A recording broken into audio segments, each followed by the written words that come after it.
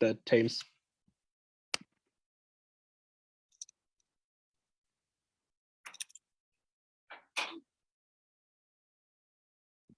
Hi, I'm Will, he, him.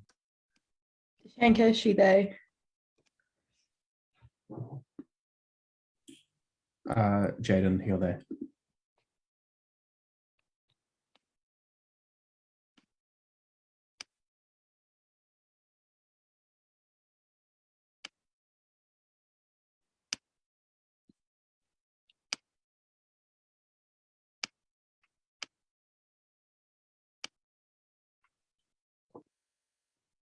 Ali? Hi, yeah, sorry, I'm here. Wait, do you want to introduce yourself and any pronouns if you want? Hi everyone, I'm Ali, member of the panel, her. Cool. And F team?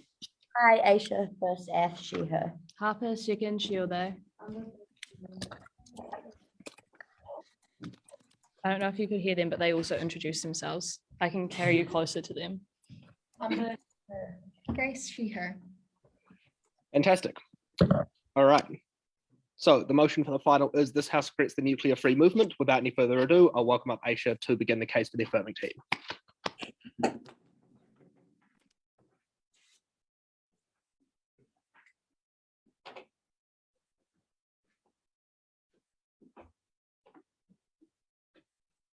Cool, can you hear me from here? Yeah, thanks.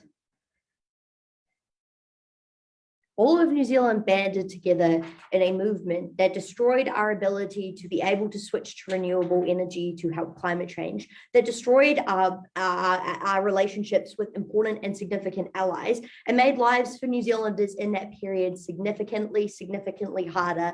That is regrettable both now for the impacts that we were suffering and for the impacts that people suffered back in the 60s and 70s. Three things in this speech. Firstly, I'm going to cover the counterfactual and what's likely to happen if this didn't occur. Secondly, why this harms the ability to switch to renewable energy and why that's better on our side of the house. And thirdly, why that harmed our significant relationships and New Zealand's status on the international playing field overall. Firstly, on the counterfactual. We think it's important to note that that New Zealand isn't likely in the absence of this to pursue building a nuclear weapon or anything, and we can continue to condemn the use of nukes and nuclear weapons. This is specifically about nuclear power. In instances in the 60s and 70s, this movement was specific around nuclear powered plants and nuclear powered ships, and that's the change that we get, is that people no longer are opposed to that. That means importantly three things. Firstly, it means that we won't not engage in environmental or military pacts with our other nations, and will continue to involve those pacts that involve nuclear power. Secondly, we won't pressure other nations into joining our stance on being nuclear free, and we won't lock other nations out of those pacts. And thirdly, we would be able to use and utilize nuclear energy if feasible. That's the change that happens on our side of the house. Firstly, then, on energy. Some context at the start of this point is that it is really important to switch to renewable energy. Climate change is a significant and serious problem that is facing us every single day. We need to make the switch away from coal, away from oil, away from gas to modes of power that are significantly better for the climate, significantly better for the people who live within that climate. This movement severely stunted our ability to move towards those renewable energies in a couple key ways. The first thing is to say that nuclear power just became illegal. Like, you could not use nuclear power. It was illegal to set up nuclear power plants. So at that instance, in that time, it was impossible to be able to ever set up any sort of nuclear power, any sort of renewable energy early that New Zealand could have been able to adapt to, in the same way the United States did, in the same way Australia did by setting up those powers. But secondly, it's impossible to reverse that stance even now to be able to move towards renewable energy when those pushes are really strong in society because of the political backlash. This movement was burned into our psyche as a nation. It was burned into our core identity, and going against that is literally political suicide for thousands of voters who remember the nuclear-free movement, want to continue New Zealand's identity because they thought that we were a world player on the stage for standing up for something that was frankly stupid. That means it's really hard to change our ideas as a nation now. We're never able to adapt to that form of renewable energy. Why is this form of renewable energy much better than wind or solar power or any of those other funky renewable energy types? Three things here. Firstly, we tell you it is a lot cheaper than those other types of energy plants. It's really expensive to put up wind farms because you have to put a lot up to be able to generate a small amount of power. It's really expensive to set up hydroelectric stations because you have to build massive fucking dams in the middle of a river, which obviously costs a lot of money because they're like 20 feet tall and ridiculously, a lot of construction work. This is a lot cheaper because you're able to create just one power plant that is able to generate a significant amount of energy. The second thing to say there is we're able to actually generate more renewable energy, and generating more renewable energy, because say we have the same amount of money and we build one plant instead of like 5 wind farms and we get more energy, means that we're able to switch away significantly, a lot less coal, a lot less oil. But the third thing to say is that it's quite easy to mitigate the risks of nuclear power plants if you put in control safety features, if you put them in out of the way areas so they're not like in the middle of Auckland, but instead of like on the west coast of New Zealand, you're able to have a much better time, you're able to severely mitigate the risks that come from nuclear energy. But the last thing to note is if they push those risks, those are always largely overblown by the worst instances in nations that suffered from natural disasters or severe mismanagement, like in Ukraine, which means that it's unlikely to happen in New Zealand. This is important because we're struggling to switch in the status quo. We're struggling to generate enough energy or generate enough capital to build enough farms to be able to switch away. Wind isn't enough, hydroelectric power isn't enough. Nuclear energy would be a stopgap for that and be able to get New Zealand further on that process. I think that's really important to do our part, but also to ensure that we're able to create renewable futures for people in the future and not kill people in coal mines who end up with no jobs in unsafe working environments. That's really important. Secondly, then, or why we're able to get better relationships, because negating has to stand by these serious harms that happened in the 60s and 70s to our relationships with our allies. We were left out and kicked out of multiple treaties, and it took a really long time for us to get back into that. Those 2 reasons. The first is that we severely pissed off the United States, a really important actor, because we no longer allowed their boats to come into our waters. We no longer allowed them to stop at our ports. We cut out of all military pacts as a result. I think you can feel the effects of that today when we're left out of like AUKUS because the people still don't trust us. The second thing to say is that we wanted to try pressure the US, but also the US wanted to pressure us to try change our stance, which means they left us out of economic treaties to try bully us into changing our stance. That is really harmful because importantly, our chance to change any other significant actors, but it meant that we were left out of a lot of opportunities to engage on discourse about regulation due to our blanket ban stance. We weren't able to engage with like lowering the amount of nukes. Instead, we just took a blanket ban and got left out of all those discussions. And when we joined those treaties late, we were never able to have any founding impact over them. We were never able to get trade deals that were better for New Zealanders because we ended up with trade deals that were always forced upon us because we joined them much later and didn't have free trade that actually benefited the people. That's really important to all the people who work in New Zealand and dairy, who have worse trade effects, and other industries who aren't able to get the same free trade deal outcomes because we were left out of them, joined them late, and never got to negotiate.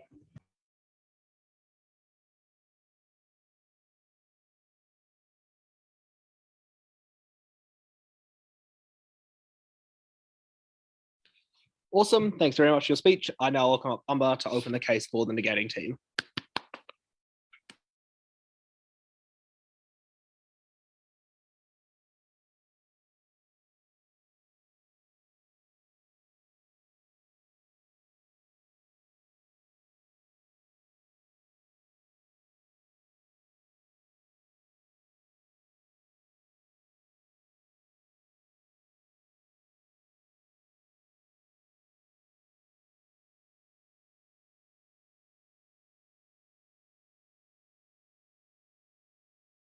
Umbar, you're muted.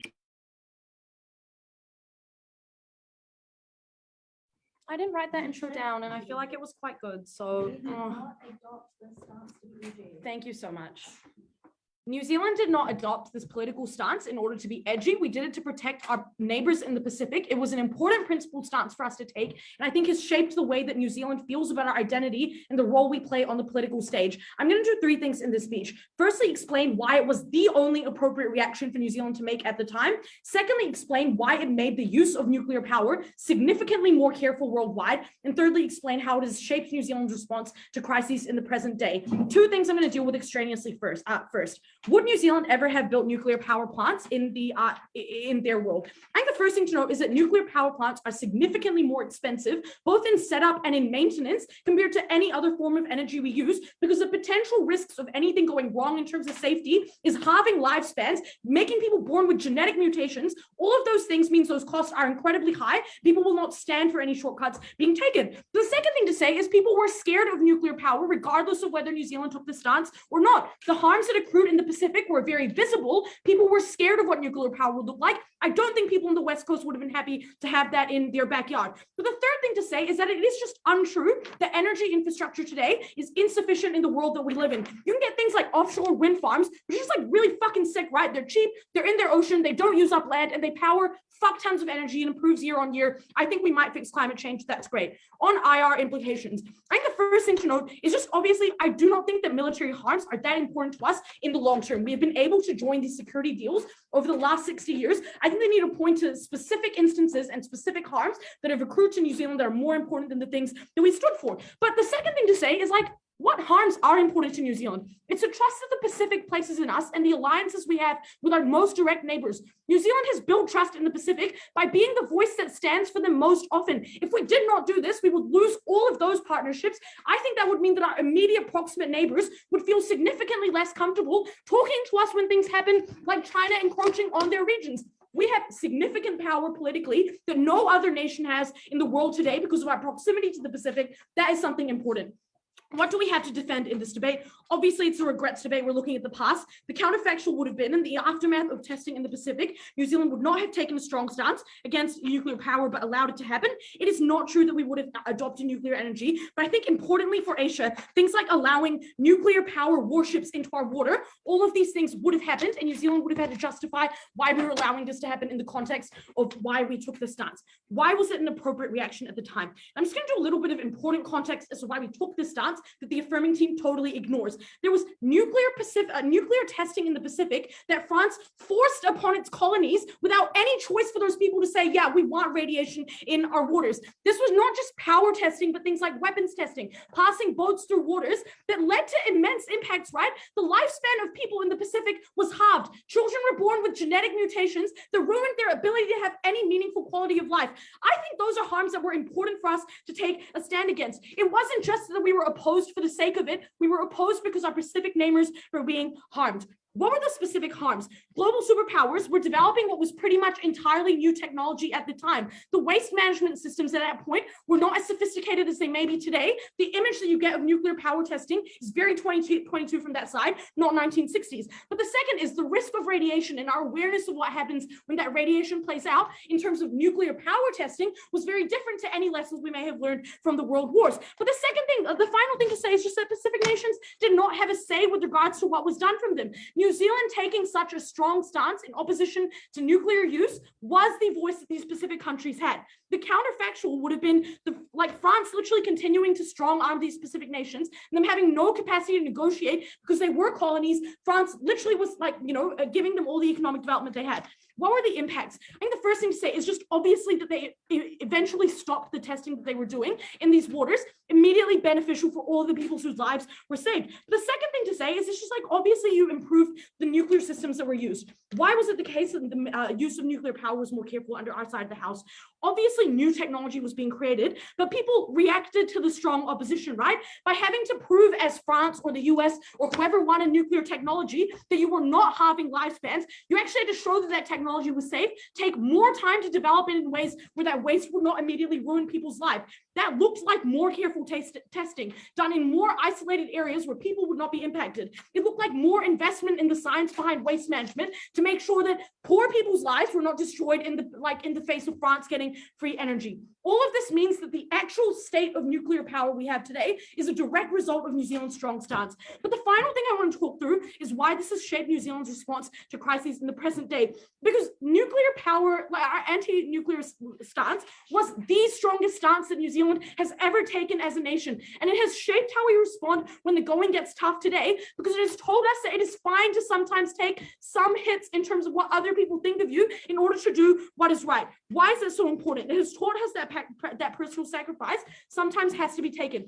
In terms of practical impacts, right? That looks like all of New Zealand literally rioting when like apartheid was happening, the Springbok tours, to say that this was something we were willing to take like harms to us in order to fight back against. It looks like right now when Jacinda says that climate change is our nuclear moment, and that being something that means something to people because we recognize that we can take on economic harms in order to fight something that's important. And the counterfactual would have been that it would be a lot harder to do these things because this was such a deeply emotive issue. Nuclear, like anti-nuclear movement is the only instance where you could have such an emotive response because you literally saw people who were your neighbors, people who were of the same like identity as most people living in New Zealand at the time, being incredibly harmed. We were best able to get strong support in the face of those issues that has led to the way that we perceive ourselves as a nation today. It would not have happened under their side of the house.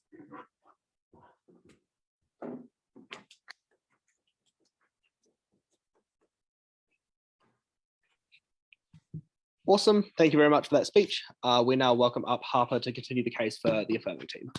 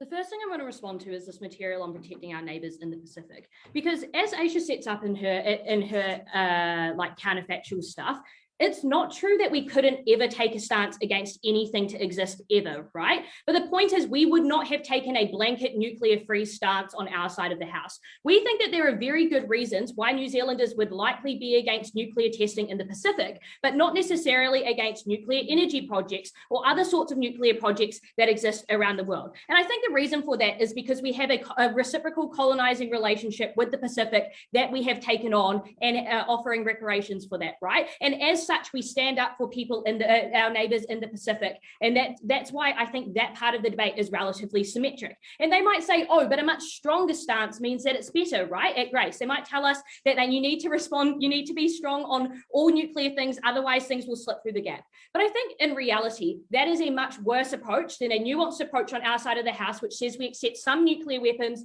or some nuclear testing, but we may not accept others, especially weapons testing. And the reason for that is we don't seem like the hysterical small country who's going to oppose any big nation doing anything bad ever, right? We seem reasonable. We have reasons to back why we need to not do this in the Pacific, but we're very happy for countries to invest in that in other ways and things like that. And that's when we get real engagement. So we tell you that it's also likely that we protect the Pacific to a similar extent on our side of the house, if not more, because we're better able to contribute to those conversations. I think the second thing to note is, did it really make as significant of a dent as they tell you? Because France kept doing those nuclear tests until 1985, right? Which was 20 years of nuclear tests in the Pacific. And it only actually stopped when the whole world was able to push back against France, when we got the United States on our side. We tell you, if anything, we're the team that gets the United States on our side much earlier, when we have a nuanced approach and we don't just hate on the United States anytime they bring up nukes, anytime at all. Instead, we say, you know, we're happy for you to test in these remote areas in your own country or things like that. But it's obviously wrong to pick on a tiny minority of people and, you know, ruin their livelihoods.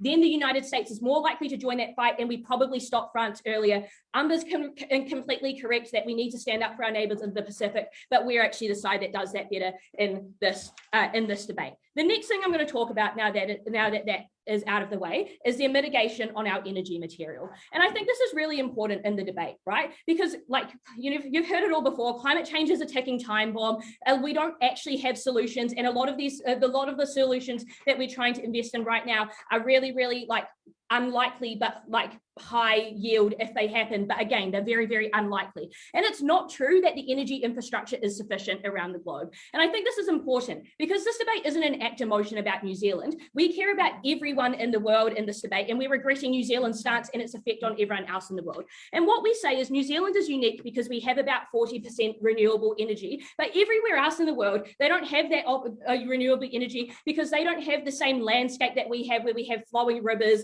and high mountains to put winds, whatever they are, they go around on.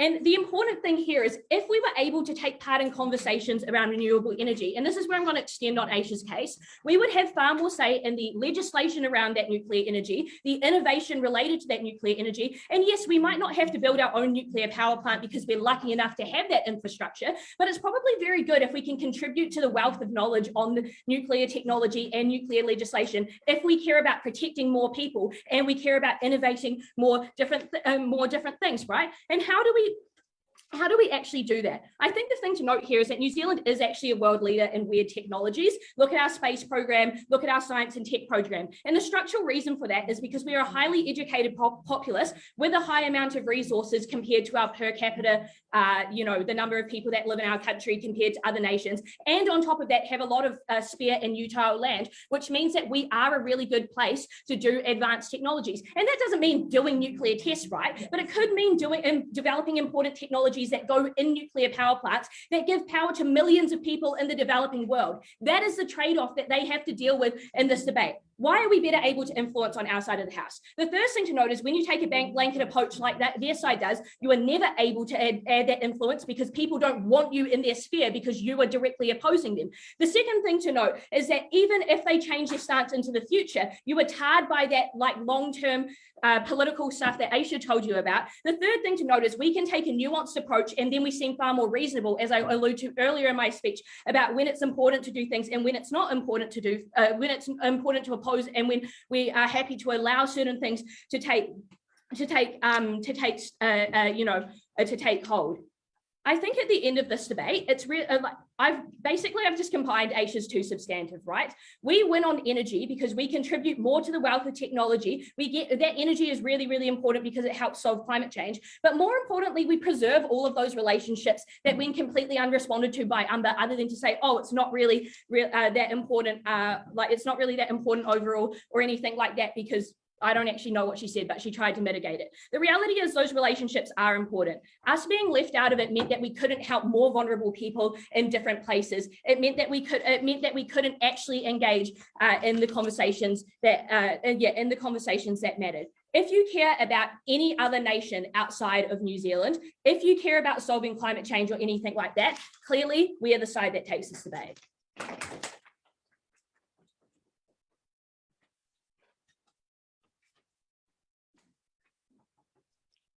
Awesome, thanks for that speech. And now to wrap up the substantive part of the debate, we welcome up Grace.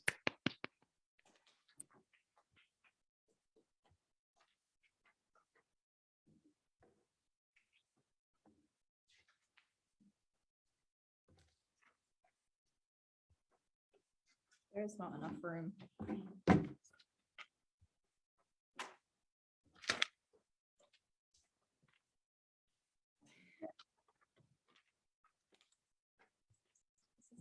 Not correct. Okay. Oh, you can't even see my head. Have you been shorter? I have. 3 things in my speech. Firstly, international relationships. Secondly, nuclear testing. Thirdly, environmental benefits. Firstly, international relationships. To repeat what Umbar said for Harper, military trade deals are not that important for us. We are an island nation. We are irrelevant. We're at the bottom of the world. We don't need to be engaged in military pacts necessarily. But the important part of my case is that by standing up for our Pacific allies, we gain far more important economic benefits.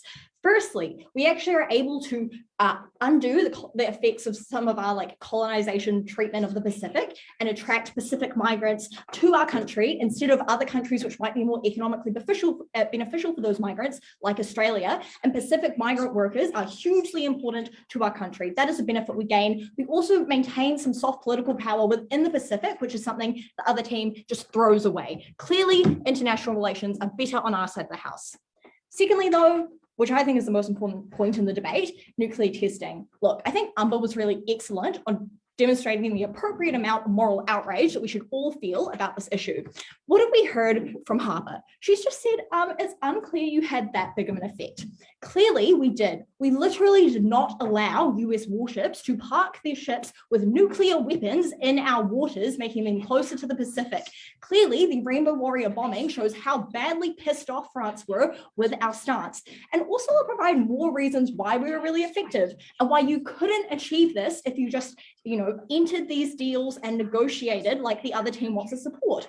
Firstly, it is very difficult to take a stance against nuclear weapons or against their unsafe usage in the 60s, because it was the 60s. We were doing testing because we did not have scientific knowledge. It's very hard for you to bring out facts and be like, here are the specific things you have to do to keep people safe, because we just didn't know. But secondly, it is really insincere to pretend you care about people, but then support the continued testing in other people's home.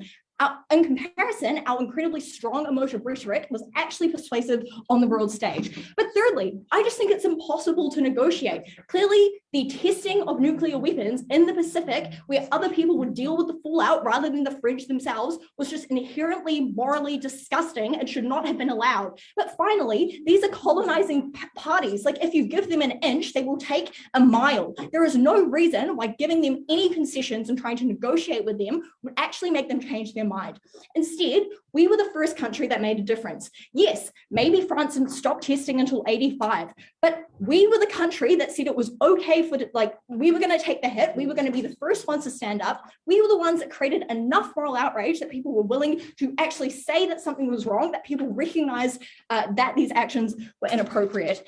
Also, just to further prove why you can't engage in diplomacy, look at the way that trying to be diplomatic with Japan has worked out, right? Clearly they're trying to say, oh, we're working within the bounds of the international whaling legislation, when they're clearly abusing it because they don't feel like there's anything wrong with the behavior and our actions have not been strong enough. Ultimately, we had a unique ability to make change. We would do it again if we had the chance. Before I move on to my next point, I just want to bring up what Umbar said about how this has shaped our broader identity as a whole, how this has affected our actions on things like apartheid. I think the comparative in this debate is where V3 or A1 strongly condemns and supports completely standing up to bad powers. A2 just allows people to do whatever they want and bully them on the international stage. Who is going to stand up for the victims of the French and American regimes? Nobody. That's clearly something that we do better. Finally, talking about the environment. Harper pivots from Aisha's speech from saying that New Zealand needs renewable energy ourselves to saying that us doing that research will help the country. Firstly, let me just reiterate what Umbar said, which is that clearly New Zealand does not need renewable energy. Power plants are expensive because of the amount of risk management involved, even if uranium is inexpensive. In comparison, it can actually be quite inexpensive to build hydroelectric dams, especially given we have the costs and resources for that. But let's talk then about what Harper said. She said that, well, even if we don't need it, we're going to benefit the world by doing scientific research on it. The problem with this is even if New Zealand had not taken a nuclear-free stance, we still would not have chosen to adopt nuclear energy. This is because of what Umbar said. There were other risks associated with nuclear energy that we were not willing to bear. After Chernobyl, no developed country is willing to put nuclear power stations in areas where their population is going to be put at risk. That is why the only countries that use nuclear energy are ones that can't afford any other alternative because they're developing nations, right? After Chernobyl, after those incidents, clearly our country would not have supported that. And that means that we still would not have been doing that doing that research and helping people. But final thing I want to note is just because we've taken an outspoken stance on nuclear weapons, that doesn't mean the rest of the world is not going to use nuclear energy, because our movement was targeted against nuclear weapons specifically. This is why the context Umbar gave you is relevant. We were blaming the French for nuclear testing in the Pacific. We were angry at the US for bringing warships and nuclear weapons into our waters. So while we as a country may be strongly anti-nuclear, the messaging that got pushed to the rest of the world was only against nuclear weapons. So what that means is that maybe countries are still willing to use nuclear energy themselves, but crucially, our stance being so strong means they're going to be more cautious about the risks involved when they do that, and means they're going to use it better and more efficiently. At the end of this debate, I think we win on all the points. We maintain the international relationships that matter most. We are the only side that actually makes a change in protecting the peoples of the Pacific, who we have a duty to, and we actually don't cause any harm to the environment. Very proud to negate.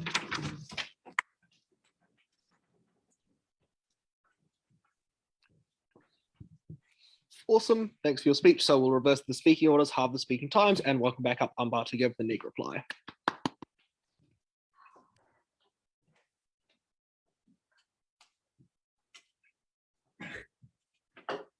No conflict.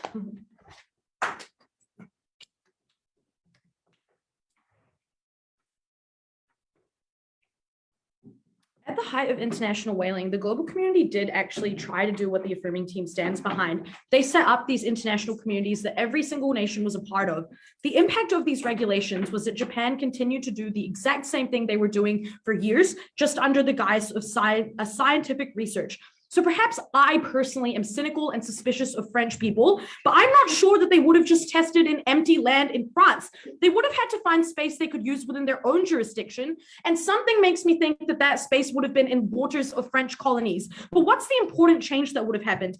All of the countries that wanted this testing in Europe and America would never negotiate in any possible way that would change their mind just because New Zealand said, maybe you should try and make this regulation safe. I think that what they would say is, yeah, we are being safe. Anyway, let's continue. What did New Zealand do though? We said this technology is evil, it is unsafe, and it is abhorrent to use it and risk the consequences of the harms to people's livelihoods. Most people in the hippie 70s eras actually did care about human rights, right? They cared about what happened to people in the Pacific. That meant when you were America or you were France, it was no longer enough to just say we're doing our best to make it safe. You had to prove that it was safe in order to dispel those strong rhetoric that New Zealand used in order to say this technology was so harmful, it ought not to have been used. So I think that nuclear energy undoubtedly became safer much faster with the strong stance that New Zealand took. And if that's what they want to stand behind, I think that was obviously better under our side of the house. What was then left in this debate? I think the first thing I'm going to touch on is alternative energy, and then I'm going to talk about our values in IR. I think they ditched a lot of stuff on IR. Maybe I'll say this first, because I think we actually provide you an outline to explain why it is that we got significantly beneficial outcomes in terms of IR for our positioning as a nation specifically. I think these the values in IR point is intertwined insofar as we uniquely were able to position ourselves as an ally to the Pacific beyond just reparations. And the important thing to note is we can't just have bought the trust of Pacific nations because we were we colonized you, here's some money. Now every time there's an issue in the Pacific or you want to find jobs overseas, come to us because we pay you sometimes. That trust had to be bought by positioning ourselves as the only outspoken country that was willing to defend their people and actually take that stance at personal detriment. The impacting of that is all of the analysis we give you down the lines with regards to our neighbors being willing to talk to us when things happen in the seas most proximate to us. Insofar as military alliances matter to them, I think we obviously got the most important one under our side of the house. But the second thing that they never engage with is all of the benefits we get in terms of our national identity being one that is willing to stand up for things that are principally important. That sure might sound like it's a bit wishy-washy and fake in debate land, but I think it is really nice that New Zealand often stands up for the underdogs and stands up for the people that are victims of oppression. It is unclear that any bigger emotive situation than our neighbors literally dying or having mutations would have caused this. Finally, alternative energy, I just don't ever think they're able to prove that New Zealand would have been a nuclear powerhouse. In contrast, we do have fucking windmills. They're amazing. They're offshore. You can have as many of them as you want. I really like them. I'm sorry, this is live streamed. I didn't mean to swear, but proud to negate.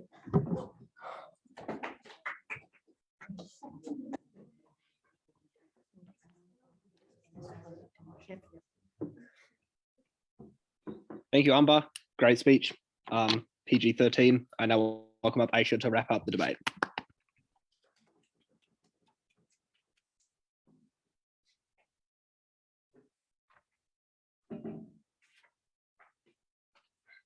I want to be really clear, judges, because Harper gives you this clarity that the negating team ignores, is that they are rewriting history. The nuclear power movement is very different to the anti-nuclear testing movement, and they were entirely different organizations. So the movement that we regret is not the movement that is on nuclear testing, but is instead the movement the motion asks us to regret on nuclear powered warships coming into our state, nuclear power as a whole, and not on nuclear testing. The strong, overly ridiculous stance we took harmed our ability to ever get a seat at the negotiating table. It meant that the Pacific didn't stop getting bombed until the 80s when we could have had it done much earlier. 2 points in this debate. Firstly, on relationships, that's going to cover both the US, the Pacific, and our internal being of self. And then I'm going to talk about renewable energy. Firstly, on relationships, I'm going to deal with their push here on the Pacific because that's the only path they have to winning this debate. I think my introduction already knocks out a lot of the material because they never engage with the context we re-established at Harper as to what those movements actually look like. Then we tell you that strong stance actually harms our ability to have a seat at the table. They never give you any analysis on why our really strong stance actually changed anyone. They just say, look at history. We took a strong stance and then people changed. But we told you nuance that you're never able to get a seat at the table. You piss the US off by saying, do not come into our territory with your boats. And then they're never able to negotiate with you. They're never able to talk about how it actually harms them when the French is nuclear testing in the Pacific in terms of Guam and like California. And instead they just make them antagonistic towards you, and you're never able to get that change early. Harper really clearly explains to you why getting the US on board earlier is actually the principal correct thing we have to do for the Pacific based on their principle, but also practical outcomes for a large group of vulnerable people that Harper weighs in this debate is much more important than New Zealand. I think you should weigh the analysis we give you on why we get that tipping point on changing nuclear testing much earlier because our strong stance doesn't change it. The next thing to say is that if I can flip through my papers fast enough, is that Grace says, oh, but we stopped nuclear testing because they stopped parking out in our waters. Clearly that's untrue. They just parked at Guam instead. It didn't actually make any change. The next thing to say then is that we're actually able to change the Pacific earlier. We win on their metric. How do we win on our metrics? The relationship stuff is actually really important. I give you impacts in my first speech about why it harmed people on the ground in New Zealand, economic response, like economic analysis, whole industries that were left out of good trade deals now into the future. That's really important. And that was a real harm to people. Lastly, on broader New Zealand, this is just based on a dumb assertion that this was the only thing we stood up against. It's unclear why the Springboks tour is based on that. But also, even if it is, you should weigh this quite low because New Zealand's identity is actually unimportant. And we have other things we stood up for, like suffragettes. Lastly, then on renewable energy, because even if all their responses are true here, we're still able to win on renewable energy based on unresponded to material that say it's hard to change our psyche. New Zealand could do nuclear power now. It is safe now, it is practical now, it is cheaper now, but we're never able to make that psyche change. We're never able to adapt and solve climate change when we need to do that most. We're never able to get the technology developments that Harper talks to you about in her speech to no response. We are clearly the side that betters our relationships with the Pacific, the world, and climate change.